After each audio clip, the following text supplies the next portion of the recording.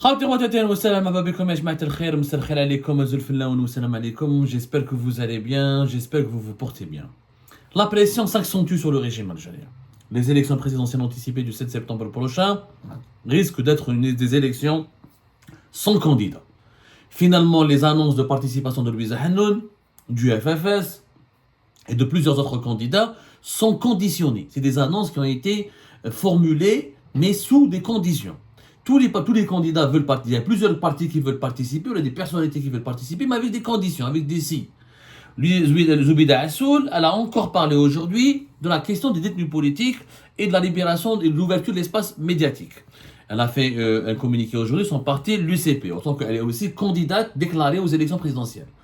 Louisa Hannoun, le 21 mai dernier, Sofiane Djilali, Belkacem Sahli, le FFS, ils ont tous demandé comme préalable pour garantir la transparence et la légalité, la légitimité des prochaines élections, de libérer les détenus politiques et d'ouvrir les espaces médiatiques et les espaces politiques. Ne veut pas. Donc, la question que je m'interroge, le pouvoir algérien حيرني. Que veut réellement le pouvoir algérien? Mais que veut réellement le pouvoir algérien? Je m'explique. Il organise une élection présidentielle anticipée. Il nous dit que pour des raisons techniques, personne n'est convaincu. Il n'y avait aucune nécessité technique d'avancer le calendrier électoral. Le mandat d'Abdelmajid Tebboune s'achève le 19 décembre 2024. Les élections n'auraient pu les organiser selon la loi électorale en vigueur dans le pays entre le novembre, la mi-novembre et la mi-décembre. Il n'y avait aucune nécessité d'avancer le calendrier électoral. Du point de vue technique, voter en novembre ou la voter en septembre n'a strictement aucune importance qu'il m'a voté en avril. Je rappelle et j'ai toujours dit que les premières élections présidentielles en Algérie en 1995 ont été organisées au mois de novembre. Il n'y a aucune règle psychologique, économique, politique pour les élections qu'on a fait avril ou l'a fait septembre. Mais le pouvoir algérien, il a peur du Hirak, le retour du Hirak, donc il veut organiser des élections à la va-vite, il ne veut pas attendre la fin du mandat de Tebboune, et le 7 septembre, avec une campagne électorale pendant le mois d'août, comme ça, il va contrôler le pays, tout le monde sera en congé, il fera très chaud, c'est très difficile de manifester en mois d'août dans les grandes villes du pays, sous 45-40 degrés, en Kabylie ou là dans les villes de l'intérieur du pays, il risque d'avoir des feux de forêt, il y aura la canicule, il y aura la torpeur de l'été, les étudiants ne pourront, les universités seront vides, les fonctionnaires seront en vacances. Donc, c'est le risque, effectivement, le risque d'une explosion, d'une explosion de la colère populaire, ou d'un éclatement de la contestation populaire, ou d'un retour du Hirak, est extrêmement bien géré et diminué pendant le calendrier qui a été fixé. Il y a une campagne électorale pendant l'été, scrutin présidentiel le 7 septembre. Mais donc, ça veut dire que le régime algérien, il a peur. Mais dans sa communication, dans sa manière de gérer le pays, le régime algérien affirme qu'il contrôle absolument la situation. Les partis politiques de l'opposition sont laminés, la population a la peur, les activistes du Hirak, où ils sont en prison, ils ont été forcés de s'exiler, là les médias ne sont pas du tout libres. Il n'y a pas des indicateurs qui témoignent d'un retour du Hirak. Il peut y avoir des émeutes, il peut y avoir des problèmes sociaux, etc. Mais le pouvoir algérien, il a le retour du Hirak. Normalement, il est censé aussi faire des gestes, comme l'a dit Louisa Hannoun, comme le dit aujourd'hui Zoubida Assoul de l'UCP, comme le demande Sofiane Djilali, comme le demande le FFS, des mesures d'apaisement. Tout le monde le dit. Des mesures d'apaisement. Vous voulez des élections présidentielles calmes, sereines, avec pas de risque de contestation populaire, pas de risque d'affrontement, pas d'émeute, avec une mobilisation citoyenne, avec une stabilité et une unité du pays, alors cessez la hogla. Libérez les activistes, les personnalités qui sont injustement emprisonnées, laissez la presse faire son travail, laissez-nous débattre des programmes. Personne n'a dit que Tebboune n'a pas le droit de faire un deuxième mandat. Et je ne comprends pas pourquoi Tebboune se sent menacé. Le Hirak est une menace contre le système lui-même, mais il n'est pas une menace contre Tebboune lui-même. Parce que le deuxième mandat de Tebboune a le droit de le faire. Il a le droit de le demander. Il aura le droit de le faire si le peuple vraiment a décidé de l'élire, de le désigner, de lui accorder sa confiance. Et s'il est d'accord avec un deuxième mandat. Mais Le régime contrôle la situation. Les Algériens, déçus, la plupart sont déçus du Hirak. Et franchement, le retour du Hirak, est-ce que c'est un scénario qui est probable?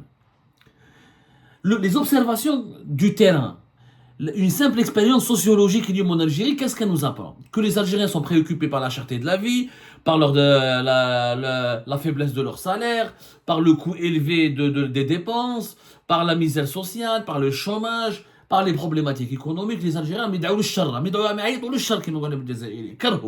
Karho, 4 années, 5 années plutôt, de pays fermés, pas d'importation, des pénuries, 4 années successives avec une inflation à 2 chiffres. Là, les derniers chiffres de l'inflation du mois d'avril 2024, on en parlera demain. L'inflation est toujours au-delà de 7% par an. Donc, c'est comme en 2021. Et le pouvoir d'achat s'est effondré. Le pays a été fermé. Les problèmes avec l'extérieur du pays, avec les problèmes diplomatiques à l'extérieur. Nous avons de mauvaises relations avec le Maroc. Nous sommes dans une situation de quasi-guerre avec le Maroc. Des relations très mauvaises avec l'Espagne. Des relations instables avec la France. Des situations très froides, très compliquées avec les Émirats Arabes Unis, l'Arabie Saoudite, avec nos voisins le Mali et le Niger. Tout le monde nous avons beaucoup de problèmes en ce moment. C'est pas la situation de l'Algérie de 2019, elle est très différente de la saison 2024. Et ce qui s'est passé en 2019 est très difficile à reproduire en 2024, parce que les Algériens et les Algériens ont vu que le Hirak, c'était un beau mouvement de contestation populaire, mais il n'a pas abouti à quelque chose, parce que c'était une belle anarchie. C'était pas une anarchie avec de la violence, avec de la casse, avec destruction de biens publics ou des émeutes ou là, mais c'était une anarchie artistique, mais c'est une anarchie, fauda. Il y a un slogan, il n'y a pas de parti politique, il n'y a pas de mouvement, aucun mouvement politique n'est né au lendemain du Hirak. Les leaders du Hirak, où ils étaient des anciens opposants, ou c'est des jeunes qui n'ont pas forcément de grande expérience politique et qui sont très naïfs et qui n'ont pas su et qui connaissent pas vraiment le fonctionnement du régime. Est-ce que le retour du Hirak constitue une menace réelle? Quelle est notre thèse? C'est pas une thèse, c'est une vérité. C'est que c'est la guerre des clans que redoute le régime Tebboune. C'est que Tebboune veut accélérer les élections présidentielles, il veut accélérer l'organisation des élections présidentielles pour accélérer le passage de son deuxième mandat, pour s'assurer qu'au sein du régime, qu'au sein de l'armée, qu'au sein des services de renseignement, qu'au sein de au sein de l'État profond, l'administration de l'État, les plus différents lobbies économiques et religieux et politiques de l'État algérien ne vont pas se retourner contre lui pour bloquer son deuxième mandat. Il ne veut pas leur donner du temps, parce que d'ici la fin de l'année, il a peur que des lobbies se constituent contre lui et sabotent son deuxième mandat. Ça, c'est aussi une vérité. Sauf que maintenant, la feuille de route a été tracée. Le deuxième mandat de Tebboune est devenu une évidence. Tebboune va briguer un deuxième mandat. Il va le faire, il va le déclarer au mois de juin. Il veut organiser une élection anticipée. Il veut éviter le sabotage de sa pérennité et il veut éviter une rébellion au sein du système contre lui. Il veut éviter le retour du Hirak. Dans ce cas-là, fais des mesures d'apaisement. خرج ناس من الحباس. خرج قاضي إحسان, خرج علي غديري, Mohamed Ghasmi, la Kabylie. Le Hirak, s'il doit revenir, comme en 2019, le cœur battant du Hirak, ça a été la Kabylie. Kharrata, Djaya, Bouira, c'est le foyer de contestataire le plus dangereux pour le régime algérien, entre guillemets. Calmer la Kabylie. Il faut la calmer. Kharj les détenus politiques. Kharj les sympathisants du MAC qui n'ont pas commis de tort, qui n'ont pas commis de crime, qui n'ont pas financé une activité subversive, qui ont juste exprimé une opinion. Fais les mesures d'apaisement à dos. Ce sont ces mesures-là qui vont calmer la population et dire que finalement, voilà, avec cette élection présidentielle, peut-être qu'on va aller vers une meilleure Algérie, plus paisible, plus sereine, et que le régime va changer. Donc, il y aura moins de raisons pour vouloir contester ce régime, pour vouloir le dénoncer, le déplorer, le condamner, ou se rebeller contre lui. Mais le régime ne veut rien faire. Est-ce que c'est Tebboune qui ne veut pas? Est-ce que c'est son entourage? Il y a plein de réponses avec plein d'interprétations et toutes les sources sont divergentes, mais il y a une seule direction, c'est que le régime ne veut pas faire de concessions.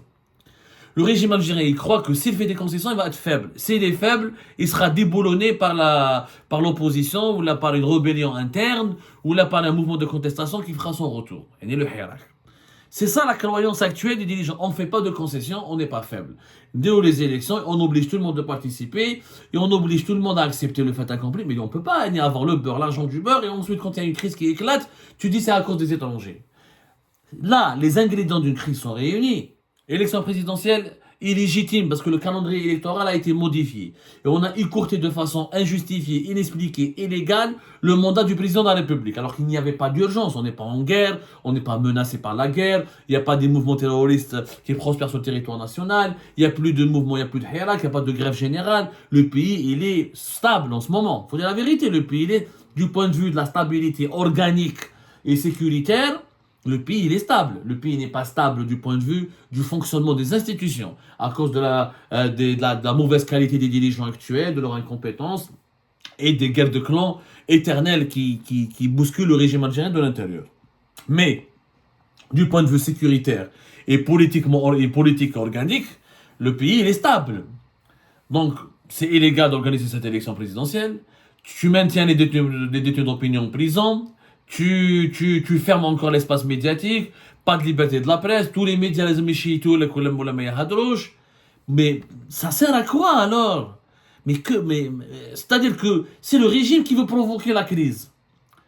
C'est-à-dire c'est le régime qui veut provoquer la population. Je vous écrase, je vous réprime, j'applique par la force mon agenda et je vous emmerde. Ça ne se passe pas comme ça. Ça ne peut pas se passer comme ça. Et le régime algérien, en ce moment, dans la conjoncture actuelle, les difficultés économiques, les menaces géopolitiques, les angoisses, les angoisses collectives de la population algérienne, la population n'a pas la tête à se rebeller. Sauf si les problèmes s'accumulent, le désespoir s'accumule et le désespoir mène vers la colère. Pour justement empêcher que le désespoir ne mène à la colère, il faut apaiser les esprits. Apaiser les esprits, comment? D'abord, sur le plan économique, débloquer les importations. Il l'a fait, plus ou moins, le régime Tebboune l'a fait, pour l'année 2024. Quand même, l'inflation, elle a un rythme plus faible qu'en 2023, en 2022, même si elle reste élevée, mais ça reste plus faible. Il y a moins de pénurie. Ils ont augmenté les salaires des fonctionnaires, mais il n'y a pas que les fonctionnaires qui vont voter en Algérie, il n'y a pas que les fonctionnaires qui vivent en Algérie, il y a aussi des millions de salariés du privé, par exemple, des millions d'autres salariés. Libérer l'économie, la liberté d'entreprendre, néher les monopoles, débloque les importations, laisse les voitures rentrer au pays, arrêtons de traquer les trabendistes pour 2 ou 3 cabas, laissez les gens respirer, acheter à l'étranger, revenir et voyager, etc. Ensuite, libérer la parole politique, laisser les partis politiques faire des meetings. Les partis politiques, on les méprisait, on les surveillait, on les traquait, on les persécutait. Et en 2024, le 21 mai, on les réunit, on leur dit venez participer à des élections. Quand les partis politiques demandent des choses simples, libérer les détenus politiques, réhabiliter la liberté de la presse, laisser les médias parler sans craindre des poursuites judiciaires pour un simple commentaire, pour une simple caricature, pour un simple édito. Quand les partis politiques font de telles revendications, personne ne les écoute. Et ensuite, on leur demande de participer à une élection. Mais comment ils vont participer? Comment? Où j'ai fait à l'élection, tu vas participer comment? Comment Louisa Hanoun peut être candidate à une élection alors que des amis à elle sont en prison? Et les personnes qui ont soutenu, qui se sont battues pour sa libération en 2020, en 2021, sont encore en prison. Mais le FFS peut trahir le serment de ses valeurs historiques et de son leader Hossein Aït Ahmed et participer à une élection présidentielle alors qu'il y a des personnes de Kabylie qui sont emprisonnés juste parce que ils parlent la même langue, ou là ils ont la même teinte de peau, ou là ils sont amis, ou ils ont des sympathies, ou là ils ont exprimé par le passé une sympathie pour le MAC, un mouvement dissident. On ne peut pas organiser, sincèrement, on ne peut pas organiser dans les conditions actuelles une élection crédible. Tout le monde le dit. Moi, je ne comprends pas pourquoi tout le monde n'arrive pas à le comprendre. ليش مانيش فاهمها والله ما علي مانيش فاهمها يا جماعة الخير. Il faut absolument واش نقول لكم sensibiliser les dirigeants algériens. On est tous pour la préservation de l'unité nationale. On est tous pour la préservation de la sécurité nationale. Et on veut tous protéger l'Algérie contre les ingérences étrangères. Mais pour cela, il faut qu'il y ait une cohésion nationale. Il faut que les esprits, il faut que les Algériens et les Algériens puissent s'exprimer de façon libre et de façon, ils puissent vivre librement et dignement dans leur propre pays. Pour qu'ils fassent confiance à leur pays, pour qu'ils ne trahissent pas leur pays, pour qu'ils se battent pour leur pays. Il faut qu'ils se sentent déjà en sécurité et qu'ils développent leur sentiment de dignité dans leur propre pays. On ne peut pas continuer comme ça.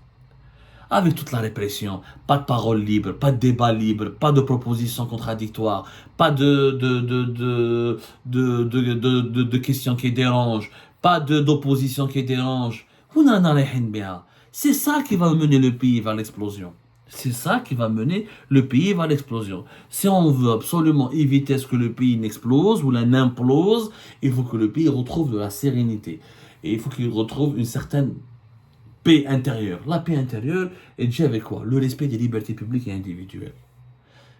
Quand les Algériens se sentiront respectés, ils vont s'impliquer, ils vont respecter à leur tour les institutions du pays, ils vont dire on ne va pas faire du n'importe quoi. Et personne ne veut faire du n'importe quoi dans le pays. Les Algériens et les Algériens veulent d'un pays développé, d'un pays qui se démocratise, d'un pays qui respecte les droits civiques, les égalités de chance, en finir avec les injustices sociales et les injustices de toute forme. Et je ne comprends pas pourquoi Abdelmadjid Tebboune ne fait pas ces mesures d'apaisement. Il n'a rien à perdre, au contraire, ça va le grandir. Ça risque de légitimer son deuxième mandat.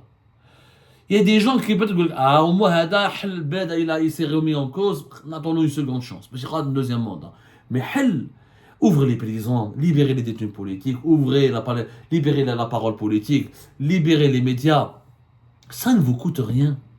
Et ça ne peut pas être un danger pour vous, au contraire, ça peut être une peau d'opportunité pour que le régime se renforce et assure sa propre sécurité. Parce que là, avec cette répression massive, cette hogra qui est devenue un fléau national en Algérie, on alimente des frustrations. Et quand on alimente des frustrations, on alimente le désespoir. Quand on alimente le désespoir, on alimente la colère. Et on crée un sentiment d'insécurité qui peut favoriser malheureusement les ingérences étrangères, les divisions nationales et les protestations qui pourront déstabiliser le pays. Écoutez, faites preuve de bon sens. Faites ces mesures d'apaisement.